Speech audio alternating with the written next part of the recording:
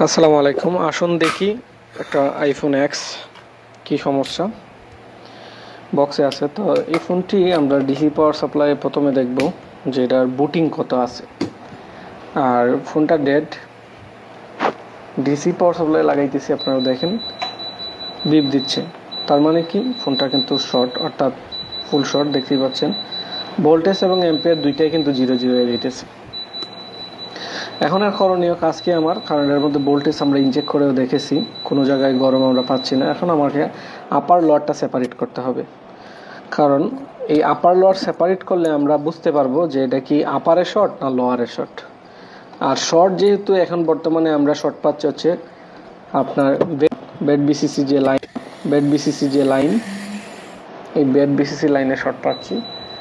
আর BDD main দেখেন এখনও কিন্তু আমার আপারে শর্ট, অর্থাৎ আমার আরএফ বুটটা, অর্থাৎ নেটওয়ার্ক বুটটা, রেডিও ফ্রিকোয়েন্সি বুট, এই বুটটা কিন্তু ওকে আছে। আপনারা দেখতে পাচ্ছেন শর্ট, কিন্তু এখানে যে অ্যাক্টিভ যে ডায়োড আছে, অর্থাৎ মোসফেট সুইচ গেট হিসাবে যে কাজ করে, এখানে আপনার BDD main plus bed BCC line দুইটাই আছে।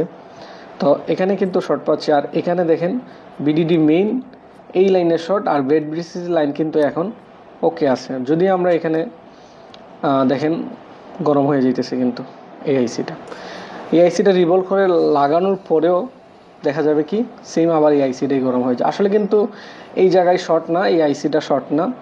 শর্ট হচ্ছে মূলত কোনো পার্টস বা ক্যাপাসিটর, শক্ত বড় ধরনের কোনো ক্যাপাসিটর শর্ট আছে, যার কারণে এই আইসিটা ছোটো বিদায় এই আইসিটাকে গরম করে দিচ্ছে।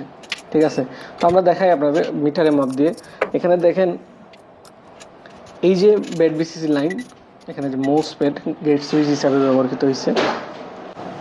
তো এই বেড বিসিসি যে বলগুলো আছে, যদি আমরা মিটারের মাপ দিই দেখাবো যে এই বেড বিসিসি লাইনগুলো কিন্তু এখন মিটার ওকে আছে, কিন্তু বিডিডি মেইনের যে বলগুলো আছে এই বিডিডি মেইনের লাইন শর্ট। বিডিডি মেইনে যখন আমরা ভোল্টেজ ইনজেক্ট করি তখন আমরা দেখতে পারি যে এখানে যে সিপিইউ আছে, প্রসেসরের পাশে কিন্তু এই ক্যাপাসিটরটা শর্ট দেখাইতেছে। দেখছেন হালকা গরম হচ্ছে, কিন্তু পুরো পাইপ এমপি নিয়ে নিচ্ছে, এটা এখন বিপ দিতেছে, তার মানে এটা শর্ট। এটা আমরা ওঠানোর চেষ্টা করি। দেখেন এটা পেস্টিংয়ে আটকানো, আগে পেস্টিংটাকে ক্লিয়ার করতে হবে। পেস্টিং ক্লিয়ার করার পরে দেন আমরা ক্যাপাসিটরটারে বাইঙে দিব, রিমুভ করার পরে আমরা এখন দুই পাশে চেক দিব যে কোন পাশে, এক পাশে জিআর থাকার কথা দেখেন বিপ দেয়, দেখছেন এক পাশে জিআর আছে আর এক পাশে জিআর নাই। তার মানে কি যে আমার অলরেডি কিন্তু আমার শর্ট রিমুভ হয়ে গেছে। যদিও যতটুকু তাড়াহুড়া করে আপনাদের দেখাচ্ছি, এত তাড়াতাড়ি কিন্তু ভিডিওটা কিন্তু হয় নাই, কাজটা সম্পূর্ণ হয় নাই। কাজটা কিন্তু অনেকটাই হার্ড হয়েছে, কারণ এই উইথাউট ক্যামেরা ব্যতীত আপনার ওই ক্যাপাসিটিটা ফাইন্ড আউট করতে আমার অনেকটাই কষ্ট হয়েছে। দেখতে পাচ্ছেন ফোন কিন্তু এখন রান করেছে, স্টার্ট হয়েছে। তো এইভাবে হচ্ছে স্টেপ বাই স্টেপ কাজ করতে হবে। আর এটা হচ্ছে আইফোন এক্স কোয়ালকম সিপিইউ।